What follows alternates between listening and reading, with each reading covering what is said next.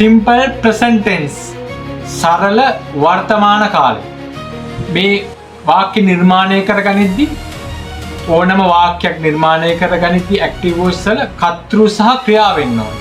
කර්තෘ කියන්නේ ක්‍රියාව කරන කෙනා, ක්‍රියාව කියන්නේ කරන දේ. ඊට පස්සේ තමයි ඉතුරු කොටස එකතු කරන්න ඕනේ. ඔවුන් විනෝද වෙනවා, they enjoy. මේ ආකාරයෙන් තමයි නිර්මාණය කරන්නේ. ඉතින් වාක්‍ය වර්තමාන කාල simple present tense නිර්මාණය කරගනිද්දී මූලිකම කර්තෘ මුලින්ම, ඊට පස්සේ ක්‍රියාපදේ. කර්තෘන් බහුවචන, ඒකවචන කර්තෘන් කියලා කොටස් දෙකකට බෙදෙනවා. I, we, you, they කියන්නේ බහුවචන කර්තෘ. he, she, it කියන්නේ ඒකවචන කර්තෘ.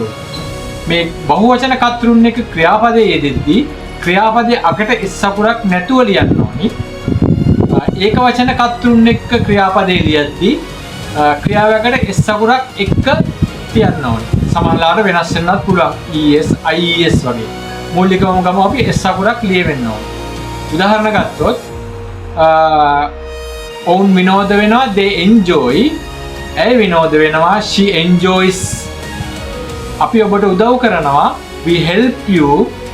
ඇය මට උදව් කරනවා, she helps me. ඔවුන් රූපවාහිනිය බලනවා, they watch TV. ඇය රූපවාහිනිය බලනවා, she watches TV.